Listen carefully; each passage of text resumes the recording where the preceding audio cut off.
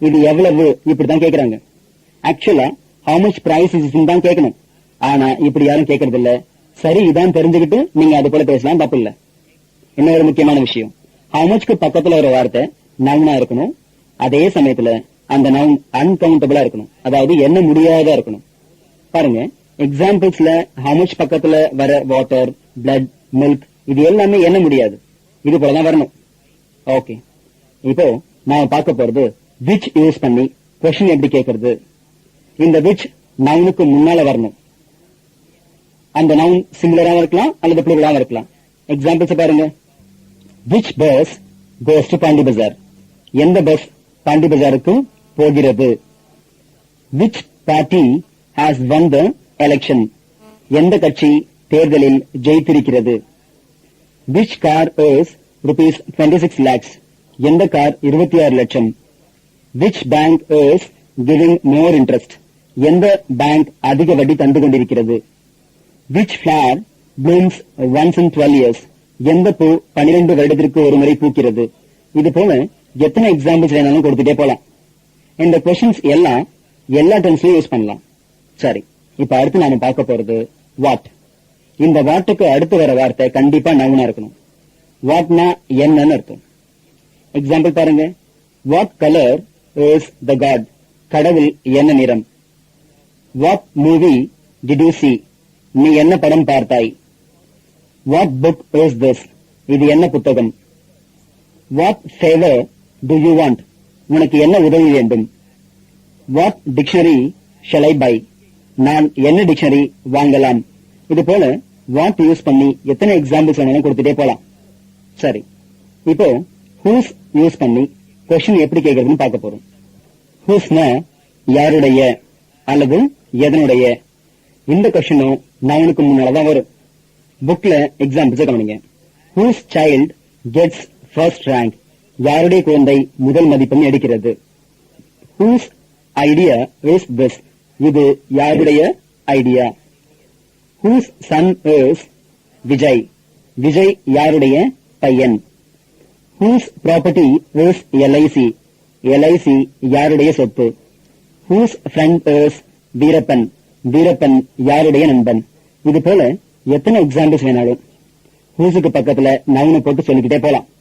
இன்னொரு முக்கியமான விஷயம், இந்த which, what, whose 3 கேள்வியையும் ஏற்கனவே ப்ரொனவுன்ற பாடத்துல டீச் பண்ண. அங்க whichக்கு எது எவை, வாட்டுக்கு என்ன, whoseக்கு யாருடையது எதனுடையது. அதே இங்க whichக்கு எந்த, வாட்டுக்கு என்ன, whoseக்கு யாருடைய எதனுடைய. அதாவது which, what, whose இந்த 3 கேள்வியும் நவுனுக்கு முன்னால வந்தா இந்த மீனிங், அதே நவுனே இல்லாம வந்தா அந்த மீனிங். இப்படிதான் எடுத்துக்கணும். என்ன புரியுதா? இதுக்கு மேல இந்த கொஸ்டின்ஸ்ல நடத்துறதுக்கு எதுவும் இல்ல. ஆல்ரைட், இது வரைக்கும் இன்னைய கிளாஸ்ல அட்ஜெக்டிவ்னா என்ன, அட்ஜெக்டிவ் நவுனுக்கு முன்னால வரும் அல்லது அட்ஜெக்டிவ்க்கு பின்னால நவுனே இல்லாம வரும் பாத்தீங்க. ரெண்டுத்துக்கும் எக்ஸாம்பிள்ஸ் கொடுத்திருக்கேன். அடுத்து what kind of, how many, how much, which, what, whose இதெல்லாம் யூஸ் பண்ணி கொஸ்டின்ஸ் எப்படி கேட்கறதுன்னு பாத்தீங்க. கொஸ்டின்ஸ் கூட நவுனுக்கு முன்னால வரும்னு பாத்தீங்க. இது ரொம்ப முக்கியம். கொஸ்டின்ஸ் கூட நவுனுக்கு முன்னால வரும். எல்லா டென்ஸ்லயும் வரணும்னு பாத்தீங்க. இந்த கொஸ்டின்ஸ் எல்லாமே எல்லா டென்ஸ்லயும் வரலாம்னு பாத்தீங்க. சரி, கடைசியா இந்த பாடம் முடிக்கிறதுக்கு முன்னால ஒரு முக்கியமான விஷயம் நீங்க இந்த கோர்ஸ்ல நீங்க படிச்சுக்கிட்டு இருக்கும்போது ஸ்போக்கன் இங்கிலீஷ் சம்பந்தப்பட்ட வேற எந்த புக்கையும் படிக்க கூடாது. வேற இன்ஸ்டியூட்ல வாங்கிய புக்கையும் படிக்க கூடாது. நம்ம கோர்ஸ்ல படிக்கும் போது நான் சொல்லி தரதை மட்டும்தான் படிக்கணும். ஏன்னா ஒவ்வொருத்தரும் ஒவ்வொரு மெத்தட்ல சொல்லி கொடுப்பாங்க. சொல்லித்தர விஷயம் எல்லாம் ஒண்ணுதான், மெத்தட் ஆஃப் டீச்சிங் தான் வேற. இப்போ நான் சொல்லிக் கொடுக்கிற விதத்தையும் அல்லது விஷயத்தையும் இன்னொரு புக்ல இருக்கிறதையும் கம்பேர் பண்ணி படிக்க கூடாது. அப்படி படிச்சா கன்ஃபியூஸ் ஆயிடுவீங்க. அதனால இந்த கோர்ஸ்ல படிக்கும் போது நம்ம புக்கை மட்டும் படிங்க, வேற எதையும் இப்ப படிக்காதீங்க. Okay, right. இன்னைய கிளாஸ்ல இதுக்கு மேல நடத்துறதுக்கு நேரம் இல்ல. எக்ஸசைஸ்ல நான் என்ன செய்ய சொல்லிருக்கணும் அதை செஞ்சு பாருங்க. சோ இதோட இந்த கிளாஸை முடிக்கிறேன். See you. இன்னும் நிறைய தெரிஞ்சுக்கணும்னா என்னுடைய வீடியோ சிடியை வாங்கி பாருங்க, ரொம்ப யூஸ்ஃபுல்லாக இருக்கும். இந்த சிடிஸ் இல்லாமல் நீங்கள் என்கிட்ட நேரடியாகவும் கற்றுக்கலாம், ஆன்லைனில் அதாவது ஸ்கைப் மூலமாகவும் கற்றுக்கலாம், அல்லது மொபைல் வழியாகவும் கற்றுக்கலாம். டீட்டெயில்ஸ் வேணும்னா என்னுடைய மொபைல் நம்பருக்கு கால் பண்ணுங்கள். 944442 620000 அல்லது லேண்ட்லைன் நம்பர் 24333325க்கு கால் பண்ணுங்கள். நம்ம வெப்சைட் வந்து www.sagaenglish.in. அட்ரஸ் வந்து 568 அண்ணா சாலை, தேனாம்பேட்டை, சென்னை 18.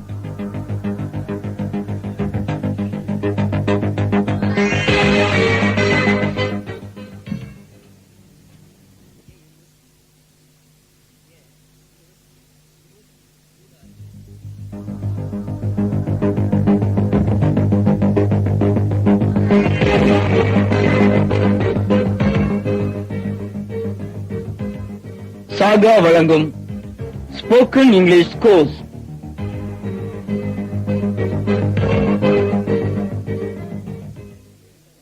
மார்னிங். இன்னைக்கு கிளாஸ்ல நாம பார்க்க போறது டிகிரிஸ் ஆஃப் கம்பாரிசன். நேத்து டீச் பண்ணி படிச்சீங்களா? நேத்து என்ன பார்த்தோம்? அட்ஜெக்டிவ் பார்த்தோம். அப்புறம் அட்ஜெக்டிவ் நவுனுக்கு முன்னால வரலாம் அல்லது அட்ஜெக்டிவ்க்கு பின்னால நவுனே இல்லாமையும் வரலாம்னு பாத்தீங்க. அடுத்து அட்ஜெக்டிவ் கொஸ்டின்ஸ்ல what kind of, how many, how much, which, what, whose இதெல்லாம் யூஸ் பண்ணி கொஸ்டின்ஸ் எப்படி கேட்கறதுன்னு பாத்தீங்க. இந்த அட்ஜெக்டிவ் இல்லாமையும் பேசலாம், எழுதலாம். என்ன ஒண்ணு, அட்ஜெக்டிவ சேர்க்கறதுனால சென்டென்ஸ்க்கு டேஸ்ட் கிடைக்கும். இப்போ சாப்பாடு கூட காரம், உப்பு, புளிப்பு, துவர்ப்பு, இனிப்பு, கசப்பு இதெல்லாம் இல்லாம சாப்பிடலாம். என்ன இதெல்லாம் சேர்த்தா சாப்பாட்டுக்கு ருசி கிடைக்கும். அதே போலதான் அட்ஜெக்டிவும். சரி, இப்போ இன்னைக்கு பார்க்க போறது டிகிரிஸ் ஆஃப் கம்பாரிசன். இந்த டிகிரிஸ் ஆஃப் கம்பாரிசன்ல என்ன கத்துக்க போறீங்கன்னா, ஒரு பொருளை அல்லது ஒரு ஆளை அல்லது ஒரு இடத்த இன்னொரு பொருள் கூட அல்லது ஆள் கூட அல்லது இடத்தோட எப்படி ஒப்பிட்டு பாக்குறதுன்னு பார்க்க போறீங்க. சுருக்கமா சொன்னா, ஒரு நவுனை இன்னொரு நவுன் கூட எப்படி கம்பேர் பண்றதுன்னு பார்க்க போறீங்க. இந்த டிகிரிஸ் ஆஃப் கம்பாரிசன் ஏற்கனவே உங்க ஸ்கூல்ல 10th அல்லது +2 சொல்லி கொடுத்திருப்பாங்க. அப்புறம் உங்களுக்கு ஸ்கூல்ல டிகிரிஸ் ஆஃப் கம்பாரிசனை வேற சில மெத்தட்லயும் சொல்லி கொடுத்திருப்பாங்க. இன்னைக்கு நீங்க கத்துக்க போற மெத்தட் தான் எல்லாரும் நடைமுறையில பேசுறதுக்கு எழுதுறதுக்கும் அதிகமா யூஸ் பண்றாங்க. அதனால நீங்களும் இதே மெத்தட யூஸ் பண்ணுங்க, அது போதும். சரி, புக்க பாருங்க. டேபிள்ல என்ன கொடுத்திருக்கேன்? Positive degree, comparative degree, superlative degree. Tall, taller, tallest. Clever, cleverer, cleverest. Happy, happier, happiest. Big, bigger, biggest. இது போல எந்த அட்ஜெக்டிவ் எடுத்தாலும் அதுக்கு கம்பேரிட்டிவ் சூப்பர்லேட்டிவ் உண்டு. சரி, இப்போ இதெல்லாம் யூஸ் பண்ணி எப்படி நவுனை கம்பேர் பண்றதுன்னு பார்க்கலாம். Arnold is tall. அர்னால்ட் உயரமாக இருக்கிறான். நோ கம்பாரிசன் இஸ் மேட் பிராக்கெட்ல கொடுத்திருக்கேன். இந்த இடத்துல நாம அர்னால்ட்ன்ற ஒருத்தரை யார் கூடயும் ஒப்பிட்டு பார்க்கல. அதனால டால் என்ற அட்ஜெக்டிவ் யூஸ் பண்றோம். அதே இத பாருங்க. Arnold is taller than James Bond. Arnold James பாண்டை விட உயரமாக இருக்கிறார். Comparison between two nouns are pronouns. இந்த சென்டென்ஸ்ல அர்னால்ட்ன்ற ஒரு நவுனை, அதாவது ஒரு ஆளை ஜேம்ஸ் பாண்ட்ன்ற இன்னொரு ஆள் கூட ஒப்பிட்டு பார்க்கிறோம். அதாவது ஒரு நவுனை இன்னொரு நவுன் கூட கம்பேர் பண்றோம். இது போல சமயத்துல தான் கம்பேரிட்டிவ் அட்ஜெக்டிவ் யூஸ் பண்ணணும். இன்னொரு விஷயம், இந்த கம்பேரிட்டிவ் அட்ஜெக்டிவ்க்கு பின்னால than என்ற வார்த்தை சேர்ந்து வரும். அடுத்து இத பாருங்க. Arnold is the tallest man in the world. Arnold தான் உலகத்திலேயே மிகவும் உயரமானவன். பிராக்கெட்ல என்ன கொடுத்திருக்கேன்? Comparison between two or more nouns or pronouns. இந்த சென்டென்ஸ்ல அர்னால்ட்ற ஒரு ஆளை இந்த உலகத்துல இருக்க எல்லா ஆள் கூடயும் கம்பேர் பண்றேன். ஒரு நவுனை ரெண்டு நவுன் கூடவோ அல்லது ரெண்டுக்கு மேலவோ கம்பேர் பண்ணா சூப்பர்லேட்டிவ் அட்ஜெக்டிவ் யூஸ் பண்ணும்.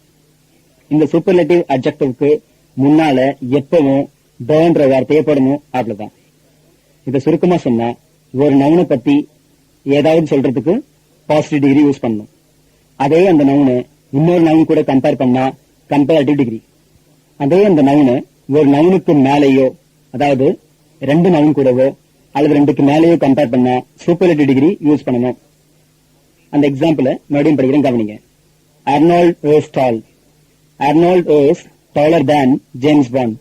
Arnold is the tallest man in the world. அடுத்த இன்னொரு எக்ஸாம்பிள் சொல்றேன், இதை கவனிங்க. You are clever. நீ புத்திசாலி.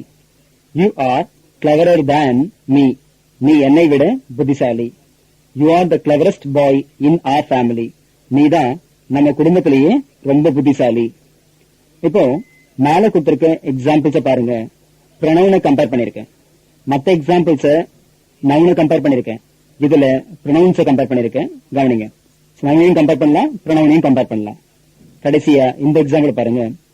Sudarshan is happy. சுதர்ஷன் மகிழ்ச்சியாக இருக்கிறான். Sudarshan is happier than Sandhya. Sudarshan சந்தியாவை விட சந்தோஷமாக இருக்கிறான். Sudarshan is the happiest boy of all. Sudarshan தான் எல்லாரை விட ரொம்ப மகிழ்ச்சியா இருக்கான். இது போல எத்தனை எக்ஸாம்பிள்ஸ் வேணாலும் இதுக்கு கொடுத்துக்கிட்டே போலாம். சரி, அடுத்து நாம் பார்க்க போறது இதே டிகிரிஸ் ஆஃப் கம்பாரிசன்ல மோட் மோஸ்ட் யூஸ் பண்ணி கம்பாரிசன் எப்படி வரும், ஏன் மோட் மோஸ்ட் போடணும், இதெல்லாம் பார்க்கலாம். இதையும் ஸ்கூல்ல ஏற்கனவே சொல்லி கொடுத்துருப்பாங்க, இருந்தாலும் டேபிள கவனிங்க. Positive degree, comparative degree, superlative degree. Beautiful, more beautiful, most beautiful. Expensive, more expensive, most expensive. Thankful, more thankful, most thankful. Dangerous, more dangerous, most dangerous. இது போல எந்த அட்ஜெக்டிவ் எடுத்தாலும் அதுக்கு கம்பேரிட்டிவ், சூப்பர்லேட்டிவ் ஈஸியா எழுதிடலாம். முதல் பார்த்த டேபிள்ல கம்பேரிட்டிவ்க்கு ER சேர்க்கிறோம், சூப்பர்லேட்டிவ்க்கு ES சேர்க்கிறோம். ஆனா இங்க மோர் மோஸ்ட் சேர்க்கிறோம். இது ஏன் தெரியுமா? ரொம்ப சிம்பிள். கவனிங்க. தமிழ் இலக்கணத்துல அசைன்னு கேள்விப்பட்டிருப்பீங்க, ஓரசை, ஈரசை இப்படிலாம் கேள்விப்பட்டிருப்பீங்க. அதே போல இங்கிலீஷ்லயும் அசை உண்டு. அசைக்கு இங்கிலீஷ்ல சிலபிள்னு சொல்லுவாங்க. தமிழ்ல எப்படி ஓரசை சொல், ஈரசை சொல் இருக்கோ அதே போல இங்கிலீஷ்லயும் single syllable word, double syllable வேர்டும் உண்டு. இந்த வார்த்தையை கவனிங்க. தேங்க்ஃபுல். இந்த வார்த்தையை உச்சரிக்கும் போது டேங்குக்கும் ஃபுல்லுக்கும் இடையில கொஞ்சம் நிறுத்தி உச்சரிக்கிறோம் இல்லையா? ஏன் நிறுத்தி உச்சரிக்கிறோம்னா டேங்க் ஒரு அசை, ஃபுல் ஒரு அசை. இது போல எந்த வார்த்தையை உச்சரிக்கும் போது இடையில நிறுத்தி உச்சரிக்கிறோமோ அங்க ஒரு அசைக்கு மேல இருக்குன்னு அர்த்தம். ஃபெய்த்ஃபுல், இதுல ஃபெய்த் ஒரு அசை, ஃபுல் ஒரு அசை. எக்ஸ்பென்சிவ், இதுல எக்ஸ்பென் ஒரு அசை, சிவ் ஒரு அசை. இது போல பல வார்த்தைகளுக்கு ஒரு அசைக்கு மேல உண்டு. எந்த அட்ஜெக்டிவ்ல ஒரு அசைக்கு மேல இருக்கோ அது எல்லாத்துக்கும் கம்பேரிட்டிவ்லயும் சூப்பர்லேட்டிவ்லயும் மோர் மோஸ்ட் சேர்க்கணும். இதான் விஷயம். டிக்ஷனரியில இது போல ஒரு அசைக்கு மேல உள்ள வார்த்தைகளுக்கு அந்த வார்த்தைக்கு மேல அப்பாஸ்ட்ரஃபி கொடுத்திருப்பாங்க. அதை வச்சுதான் நீங்க ஈஸியா தெரிஞ்சுக்கலாம். அதே டால், பிக், கிளவர் இது போல வார்த்தைகளை உச்சரிக்கும் போது இடையில நாம நிறுத்தி உச்சரிக்கிறது இல்ல. சோ இதெல்லாம் சிங்கிள் சில்வர் அட்ஜெக்டிவ். அதனால கம்பேரிட்டிவ்க்கு ER சேர்க்கிறோம், சூப்பர்லேட்டிவ்க்கு ES சேர்க்கிறோம். இவ்வளவுதான் விஷயம். சுருக்கமா சொல்லணும்னா சிங்கிள் சிலபிள் அட்ஜெக்டிவா இருந்தா பாசிட்டிவ் கூட ER சேர்த்தா கம்பேரிட்டிவ் கிடைக்கும். அதே பாசிட்டிவ் கூட ES சேர்த்தா சூப்பர்லேட்டிவ் கிடைக்கும். அதே டபுள் ஆர் ட்ரிபிள் சிலபிள் அட்ஜெக்டிவா இருந்தா பாசிட்டிவ்க்கு முன்னால மோர் சேர்த்தா கம்பேரிட்டிவ் கிடைக்கும்.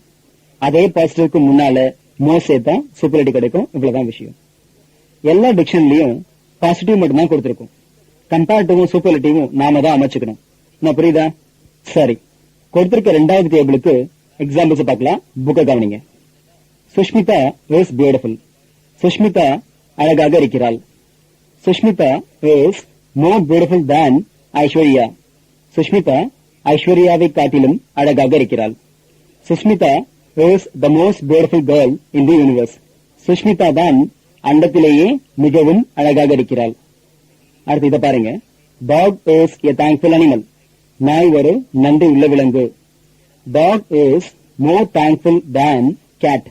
நாய் பூனையை காட்டிலும் நன்றி உள்ளது. Dog is the most thankful animal of all. நாய் அனைத்து விலங்குகளை காட்டிலும் மிகவும் நன்றி உள்ளது. இதை பாருங்க. Sony TV is expensive. Sony TV விலை உயர்ந்தது. Sony TV is more expensive than BPL TV. Sony TV BPL டிவியை விட விலை உயர்ந்தது.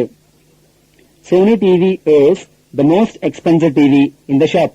சோனி டிவி தான் கடையில மிகவும் விலை உயர்ந்த டிவி. இது போல எத்தனை எக்ஸாம்பிள்ஸ் வேணாலும் கொடுத்துட்டே போலாம். என்ன புரியுதா?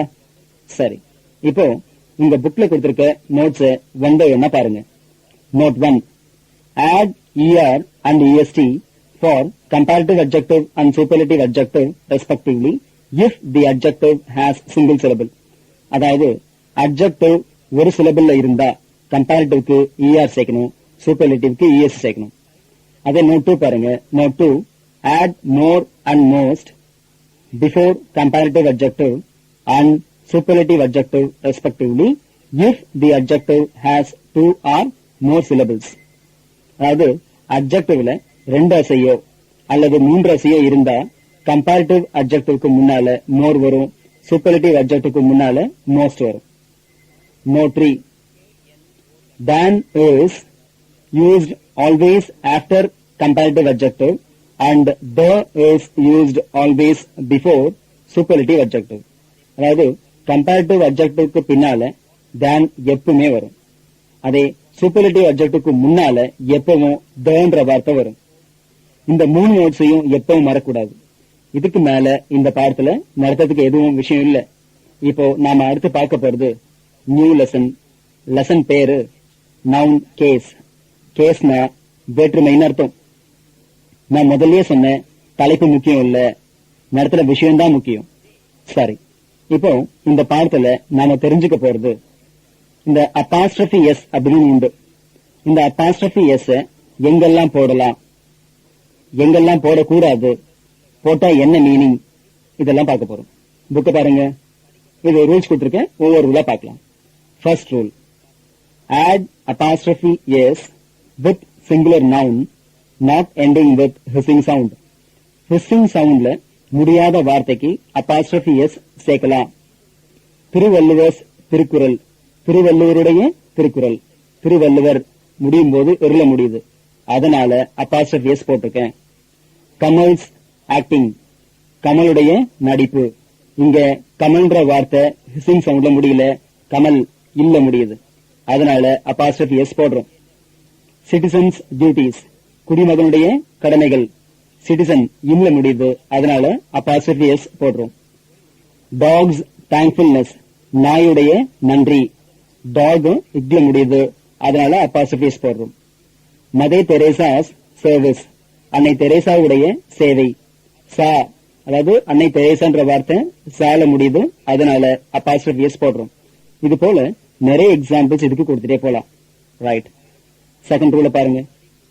add apostrophe s with plural not ending with hissing sound. hissing soundல முடியாத pluralக்கு apostrophe s போடணும். men's college, ஆண்களுடைய கல்லூரி, men இல்ல முடியுது, அதனால apostrophe s போட்டிருக்கேன். சில்ட்ரன்ஸ் டே, குழந்தைகளுடைய தினம், சில்ட்ரன் இல்ல முடியுது, அதனால apostrophe s போட்டிருக்கேன். ஆக்சன்ஸ் ஷூஸ், எருதுகளுடைய லாடங்கள், இதுவும் பாருங்க இல்ல முடியுது, அதனால apostrophe s போட்டிருக்கேன். விமன்ஸ் ஹாஸ்டல், பெண்களுடைய விடுதி. இது போல எத்தனை எக்ஸாம்பிள் சொன்னாலும் இதுக்கும் கொடுக்கலாம். அடுத்த ரூல் பாருங்க. add apostrophe with singular ending with hissing sound. வார்த்தை, அதாவது நீங்க என்ன வார்த்தை கூட apostrophe சேர்க்கிறீங்களோ அந்த வார்த்தை hissing soundல முடிஞ்சா அதுக்கு வெறும் apostrophe மட்டும் சேர்த்தா போதும், எஸ் சேர்க்க வேணாம். பாஸ் கார், முதலாளியுடைய கார், பாஸ் விஸ்ன்ற சவுண்ட்ல முடியுது, அதனால வெறும் apostrophe போட்டா போதும். டாடாய்ஸ் லைஃப் டைம், ஆமையுடைய வாழ்நாள், டாடாய்ஸ் விஸ்ல முடியுது, அதனால வெறும் apostrophe போட்டா போதும். ஜீசஸ் கிராஸ், இயேசுவுடைய சிலுவை. மோசஸ் 10 கமாண்ட்மெண்ட்ஸ், மோசஸுடைய 10 கட்டளைகள். இது போல இதுக்கும் எக்ஸாம்பிள்ஸ் நிறைய கொடுத்துட்டே போலாம். இந்த எக்ஸாம்பிள்ஸ் எல்லாம் ஏற்கனவே இசிங் சவுண்ட்ல முடியறதுனால இன்னொரு எஸ் போடுறதில்ல, பதிலுக்கு வெறும் apostrophe மட்டும் போட்டா போதும். சரி, அடுத்த ரூல பாருங்க. add apostrophe with plural ending with hissing sound. plural noun hissing soundல முடிஞ்சா வெறும் apostrophe மட்டும் போட்டா போதும், எஸ் சேர்க்க வேணாம். சரி, எக்ஸாம்பிள் பாருங்க. பாய்ஸ் ஹையர் செகண்டரி ஸ்கூல், பையன்களுடைய மேல்நிலை பள்ளி. கேர்ள்ஸ் ஹையர் செகண்டரி ஸ்கூல், பெண்களுடைய உயர்நிலை பள்ளி. டீச்சர்ஸ் யூனியன், ஆசிரியர்களுடைய சங்கம். பேரண்ட்ஸ் ரெஸ்பான்சிபிலிட்டிஸ், பெற்றோர்களுடைய பொறுப்புகள். Like this you can give any number of examples you want. Okay, last ரூல பாருங்க. Rule 5, use of for lifeless things. apostrophe s அல்லது apostrophe உயிருள்ள பொருட்களுக்கு மட்டும்தான் சேர்க்கணும். ஒரு காலத்துல உயிர் இருந்து இப்ப இறந்திருந்தா கூட அப்பாசிட்டிவ் தான் சேர்க்கணும். இது முக்கியமான விஷயம். மதர் தெரேசா, மோசஸ், திருவள்ளுவர் இவங்க எல்லாம் இதுக்கு எக்ஸாம்பிளா சொல்லலாம். இவங்க எல்லாருக்கும் ஒரு காலத்துல உயிர் இருந்தது, இப்ப இல்ல இல்லையா? இது போல இடங்கள்லயும் அப்பாசிட்டிவ் தான் சேர்க்கணும் அல்லது அப்பாசிட்டிவ் சேர்க்கணும் இடத்துக்கு ஏத்த மாதிரி. சரி, இந்த ஆஃப் எங்க வரும்னு சொன்னா உயிர் அற்ற பொருட்களுக்கு தான் ஆஃப் சேர்க்கணும். எக்ஸாம்பிள் சொல்லும்போது நல்லா புரியும், கவனிங்க. ஆஃபுக்கு என்ன அர்த்தம்? உடையன்ற மீனிங் தான். சரி, த பிரசிடென்ட் ஆஃப் இந்தியா, இந்தியாவின் ஜனாதிபதி. இது இந்தியாஸ் பிரசிடென்ட் சொல்லக்கூடாது, ஏன்னா இந்தியாவுக்கு உயிர் இல்ல. இந்த ஆஃப் எங்க சேர்க்கணும்னா எந்த வார்த்தைக்கு உடையன்ற மீனிங் வரணுமோ அதுக்கு முன்னால ஆஃப் போடணும். பிரான்சஸ் ஆஃப் த ட்ரீ, மரத்தின் கிளைகள். ட்ரீஸ் பிரான்சஸ் வராது, ஏன்னா மரத்துக்கு உயிர் கிடையாது, அதனால அது கூட அப்பாஸ்ட்ரோஃபி செய்யக்கூடாது. லா ஆஃப் நேச்சர், இயற்கையின் நியதி. நேச்சருக்கு உயிர் இல்ல, அதனால நேச்சருக்கு முன்னால ஆஃப் போட்டிருக்கேன். கேபிட்டல் ஆஃப் தமிழ்நாடு, தமிழ்நாட்டின் தலைநகரம். தமிழ்நாட்டுக்கு உயிர் இல்ல, அதனால ஆஃப் போட்டிருக்கேன். இது போல இதுக்கும் நிறைய எக்ஸாம்பிள்ஸ் கொடுக்கலாம். சரி, இதுக்கு மேல இந்த பாடத்துல நடத்துறதுக்கு எதுவும் விஷயம் இல்ல. கடைசியா இந்த நோட்டை கவனிங்க. Note: apostrophes or apostrophe we add only with things that are life. அதாவது apostrophes அல்லது apostrophe உயிர் உள்ள பொருட்களுக்கு மட்டும்தான் சேர்க்கணும். ஒரு காலத்துல உயிர் இருந்து இப்ப இறந்திருந்தா கூட apostrophe தான் சேர்க்கணும். புரிஞ்சுக்குங்க. சரி, இப்போ நீங்க செய்ய வேண்டிய முக்கியமான ஒரு விஷயம் சொல்றேன், கவனிங்க. இங்கிலீஷ்ல ஒவ்வொரு வார்த்தைக்கும் நீங்க தெரிஞ்சுக்க வேண்டிய 3 விஷயம் இருக்கு.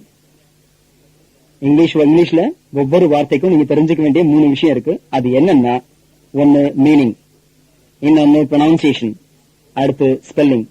இங்கிலீஷ்ல நாம பேசணும், எழுதணும், படிக்கணும்னா ஒவ்வொரு வார்த்தைக்கும் மீனிங், ப்ரொனவுன்சியேஷன், ஸ்பெல்லிங் தெரிஞ்சிருக்கணும். இந்த 3த்துல எதையாவது ஒன்ன கேர்லெஸ்ஸா விட்டீங்கன்னா அந்த 3த்துல, அதாவது ஸ்பீக்கிங், ரைட்டிங், ரீடிங், இந்த 3த்துல எதையோ ஒன்ன இழக்கிறீங்கன்னு அர்த்தம். இதை எப்படின்னு எக்ஸ்பிளைன் பண்றேன், புரிஞ்சுக்குங்க. மீனிங் தெரியாம பேச முடியுமா? முடியாது. மீனிங் தெரியாம எழுத முடியுமா? எழுத முடியாது. என்ன மனப்பாடம் பண்ணதை அப்படியே எழுதிடலாம், ஆனா சொந்தமா எழுத முடியாது. அடுத்து மீனிங் தெரியாம படிக்க முடியாது. மீனிங் தெரியாம அப்படியே மனப்பாடம் என்ன பண்ணலாம், நாம ஸ்கூல்ல படிச்ச மாதிரி. அடுத்து ப்ரொனவுன்சியேஷன், அதாவது உச்சரிப்பு. உச்சரிப்பு தெரியலனா என்ன ஆகும் பாருங்க. ப்ரொனவுன்சியேஷன் தெரியாம பேச முடியாது. உச்சரிக்க தெரியாம எழுதலாம், உச்சரிக்க தெரியாம படிக்க முடியாது. என்ன ஒண்ணு மனசுக்குள்ள படிச்சுக்கலாம். கடைசியா ஸ்பெல்லிங் தெரியலனா என்ன ஆகும்னா, ஸ்பெல்லிங் தெரியாம பேசலாம், ஸ்பெல்லிங் தெரியாம எழுத முடியாது. காலேஜ்ல சில ஸ்டூடெண்ட்ஸ் பார்த்திருக்கேன், ஸ்பெல்லிங் தெரியலனா சேர்த்து எழுதிருவாங்க. நானே பார்த்திருக்கேன். ஸ்பெல்லிங் தெரியாம படிக்க முடியாது. இப்ப புரியுதா? மீனிங் தெரியாம பேச முடியாது, எழுத முடியாது, படிக்க முடியாது. ப்ரொனவுன்சியேஷன் தெரியாம பேச முடியாது, படிக்க முடியாது, ஆனா எழுத முடியும். ஸ்பெல்லிங் தெரியாம பேச முடியும், எழுத முடியும், படிக்க முடியாது. இப்போ உங்களுக்கு மீனிங், ப்ரொனவுன்சியேஷன், ஸ்பெல்லிங் இந்த 3 எந்த அளவுக்கு பேசுறதுக்கும் எழுதுறதுக்கும் படிக்கிறதுக்கும் முக்கியம்னு தெரிஞ்சிருக்கும். அதனால இது எந்த ஒரு புது வார்த்தையை பார்த்தாலும் சோம்பேறித்தனப்படாம அதுக்கு மீனிங் என்னன்னு டிக்ஷனரியை பார்த்து தெரிஞ்சுக்கங்க. நீங்களே ஒரு மீனிங் கற்பனை பண்ணிக்காதீங்க. அடுத்து எந்த வார்த்தைக்கு என்ன உச்சரிப்பு அப்படின்னு தெரிஞ்சுக்கணும். ஸ்பெல்லிங்கும் தெரிஞ்சுக்கணும். இது போதும். உதாரணத்துக்கு PLAIT இந்த வார்த்தைய எப்படி உச்சரிக்கிறதுன்னா பிளாட்னு உச்சரிக்கணும். இங்க ஐ சைலண்ட், ஐய உச்சரிக்க கூடாது. அதே மீனிங் என்னன்னா பின்னல் அல்லது ஜடை அப்படின்னு அர்த்தம்.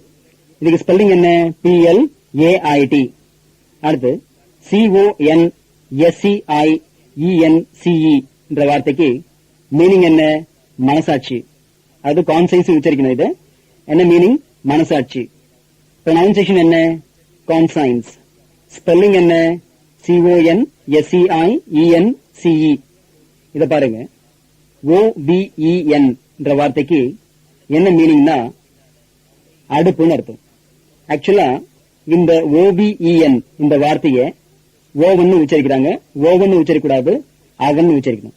அப்ப உச்சரிப்பு என்ன? அவன். சரி, ஸ்பெல்லிங் என்ன? OVEN. நிறைய பேர் இத ஓவன் உச்சரிக்கிறாங்க முதலே சொன்னேன், அது தப்பு. ஓவன் கிடையாது, அவன் தான் இதனுடைய சரியான உச்சரிப்பு. இது போல ஒவ்வொரு வார்த்தைக்கும் மீனிங், ப்ரொனன்சியேஷன், ஸ்பெல்லிங், இந்த 3 நீங்க பாத்துக்கணும். சரி, அடுத்து இன்னொரு விஷயம். இந்த கோர்ஸ்ல நீங்க படிச்சுட்டு இருக்கும்போது English news paper, magazines, story books, novels இதெல்லாம் நான் சொல்லிக் கொடுக்கறத வச்சு படிச்சு புரிஞ்சுக்க முயற்சி செய்யக்கூடாது. ஏன் சொல்றேன்னா, இதெல்லாம் படிக்கும்போது அதுல உள்ள ஒரு வாக்கியத்துல நான் நடத்திய பாடத்துல இருந்து ஒரு வார்த்தை வரலாம், அல்லது நான் நடத்த போற பாடத்துல இருந்து ஒரு வார்த்தை வரலாம். நடத்தின பாடத்துல இருந்து வந்தா ஈஸியா புரிஞ்சுப்பீங்க. ஆனா நடத்த போற பாடத்துல இருந்து ஏதாவது ஒரு வார்த்தை வந்தா நீங்க கன்ஃபியூஸ் ஆயிடுவீங்க. அதனால இதெல்லாம் படிக்க வேணாம். அதனால இந்த கோர்ஸ் முடிஞ்ச பிறகு அதெல்லாம் படிக்கலாம்னு சொல்றேன். இப்பத்துக்கு நான் நடத்துறத மட்டும் படிச்சா போதும், வேற எதுவும் வேணாம். இன்னைய கிளாஸ்ல இது வரைக்கும் நாம என்ன பார்த்தோம்? டிகிரிஸ் ஆஃப் கம்பேரிசன் பார்த்தோம். ERES எங்க சேர்க்கணும், மோர்மோஸ் எங்க சேர்க்கணும், இதுவும் பாத்தீங்க. அடுத்து அப்பாஸ்ட்ரோஃபிஸ் எங்க சேர்க்கணும், வெறும் அப்பாஸ்ட்ரோஃபி எங்க சேர்க்கணும், எங்க OF ஆஃப் சேர்க்கணும், இது எல்லாமே பாத்தீங்க. நான் எக்ஸசைஸ்ல என்ன செய்ய சொல்லியிருக்கணும் அதெல்லாம் செஞ்சு பாருங்க. சோ டைம் ஆகுது, அதனால இதோட இந்த கிளாஸை முடிக்கிறேன். தேங்க்யூ. இன்னும் நிறைய தெரிஞ்சுக்கணுன்னா என்னுடைய வீடியோ சிடியை வாங்கி பாருங்கள், ரொம்ப யூஸ்ஃபுல்லாக இருக்கும். இந்த சிடிஸ் இல்லாமல் நீங்கள் என்கிட்ட நேரடியாகவும் கற்றுக்கலாம், ஆன்லைனில் அதாவது ஸ்கைப் மூலமாகவும் கற்றுக்கலாம், அல்லது மொபைல் வழியாகவும் கற்றுக்கலாம். டீட்டெயில்ஸ் வேணும்னா என்னுடைய மொபைல் நம்பருக்கு கால் பண்ணுங்கள். 9444262000 அல்லது லேண்ட்லைன் நம்பர் 24333325க்கு கால் பண்ணுங்கள். நம்ம வெப்சைட் வந்து www.sagaenglish.in. அட்ரஸ் வந்து 568 அண்ணா சாலை, தேனாம்பேட்டை, சென்னை 18.